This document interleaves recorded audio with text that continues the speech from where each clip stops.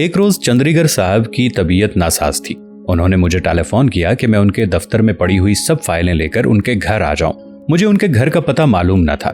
جب میں نے ان سے ان کے گھر کا پتہ پوچھا تو وہ بڑی حیرت سے بولے, تعجب ہے, تمہیں اپنے منسٹر کا گھر تک معلوم نہیں؟ میں اس بات کا کیا جواب دیتا؟ مجھے اپنے یا دوسرے وزیروں کے گھر اس وقت معلوم تھے, نہ کبھی بعد میں معلوم کرنے کا شوق چرایا ہے. چندریگر صاحب کے دفتر میں 30-40 فائلوں کا انبار لگا ہوا تھا. میں نے انہیں سمیٹ کر گھوڑا گاڑی میں ڈالا اور وزیر صاحب کے بنگلے کی راہ لی. کوٹھی پر پولیس کا پہرا تھا. انہوں نے گھوڑا گاڑی کو اندر جانے سے روک دیا, کیونکہ وزیروں کی کوٹھیوں کے اندر صرف موٹر کاروں کو ہی باریابی کا شرف حاصل ہوتا ہے.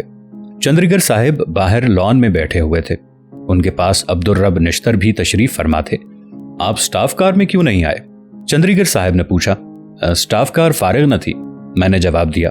چندریگر صاحب نے یکے بعد دیگرے 2-3 افسروں کے نام لیے اور بولے, ہاں, ان میں سے کسی کے بچوں کو کلفٹن کی سیر کروانے گئی ہوگی. کسی وجہ سے چندریگر صاحب مجھے مسٹر سہاب کہا کرتے تھے. انہوں نے نشتر صاحب سے میرا تعارف یوں کرایا, یہ میرے انڈر سیکرٹری مسٹر سہاب ہیں جو اپنے وزیر کا گھر تک نہیں جانتے. صاحب آپ کا تخلص ہے؟ نشتر صاحب نے دلچسپی کے انداز سے پوچھا. میں نے انہیں اپنا پورا نام بتایا تو نشتر صاحب پیشانی سکیڑ کر کچھ سوچ میں پڑ گئے اور بولے, کیا ہم پہلے کبھی مل چکے ہیں؟ مجھے اس نام سے کسی قدر شناسائی کی بو آتی ہے. میں نے عرض کیا کہ اس سے پہلے مجھے ان کی نیازمندی کا شرف حاصل نہیں ہوا. نشتر صاحب نے میری سروس کیریئر کے متعلق پے در پے چند سوال پوچھے. جب قحط بنگال کی بات آئی تو وہ یکایک چونکے اور فرمایا, ہاں, خوب یاد آیا. ایک بار دہلی میں شہید سہروردی نے آپ کی کچھ مزے کی باتیں سنائی تھی. چندریگر صاحب کی ہدایت کے مطابق میں نے کامرس, ورکس اور انڈسٹریز ڈویژنوں کی فائلیں چھانٹ کر الگ کر کے رکھ دیں تو نشتر صاحب بھی فارغ ہو کر چلنے کو تیار تھے. انہوں نے ازراہ نوازش مجھے اپنی کار میں لفٹ دینے کی پیشکش کی.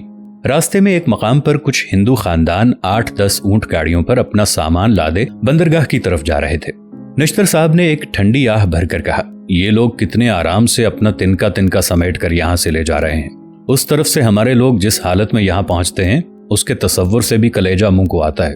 نشتر صاحب کی تفنن طبع کے لیے میں نے انہیں اپنے ہندو لینڈ لارڈ کے کچھ لطیفے سنائے تو وہ حیرت سے بولے, آپ کرائے کے مکان میں رہتے ہیں؟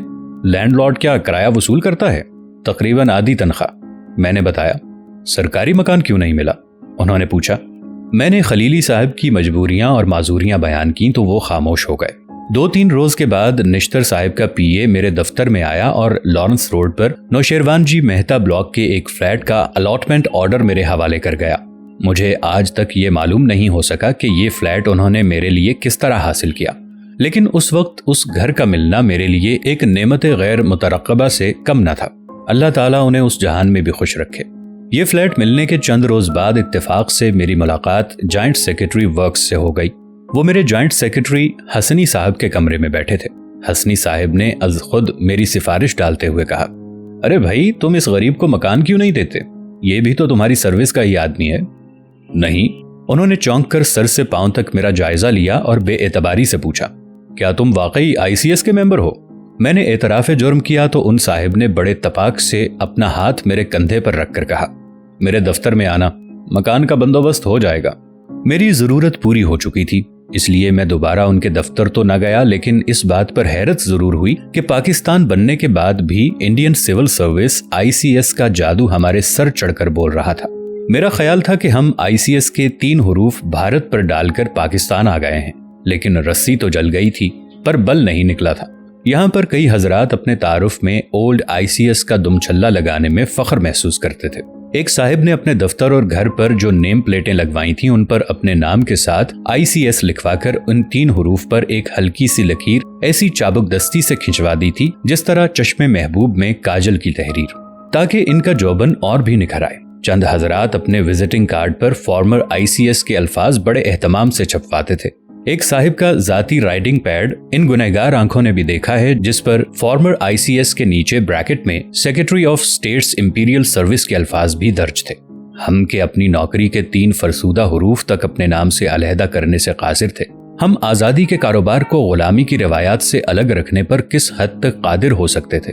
اس کا جواب ہم خود دیں یا نہ دیں, لیکن حالات نے دے دیا ہے اور آج تک دے رہے ہیں. لارنس روڈ والے فلیٹ میں 2 بڑے بیڈ روم اور ایک چھوٹا سا کمرہ تھا. بسا اوقات اس میں ہم 30-35 لوگ گزارا کرتے تھے.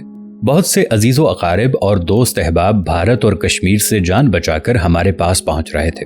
سب کے سب انتہائی خستہ حالی اور درماندگی کا شکار تھے۔ کوئی پاپیادہ قافلوں کے ساتھ مہینوں کے سفر کے بعد پاکستان پہنچا تھا، کوئی ان گاڑیوں پر سوار تھا جنہیں جا بجا روک کر لوٹا مارا جا رہا تھا، کوئی طویل عرصے تک مہاجر کیمپوں کی دلدل میں دھسا رہا، کسی کو کپڑوں کی حاجت تھی، کسی کو علاج معالجے کی ضرورت تھی، اور زندگی کے ساتھ اثر ناتا جوڑنے کے لیے سب ایک دوسرے کے محتاج تھے۔ ایک روز میں نے اپنا بٹوا کھولا تو اس میں فقط 16 روپے موجود تھے۔ مجھے بڑی تشویش لاحق ہوئی کیونکہ ابھی مہینہ پورا نہیں ہوا تھا اور اگلی تنخواہ ملنے میں 8-10 روز باقی تھے۔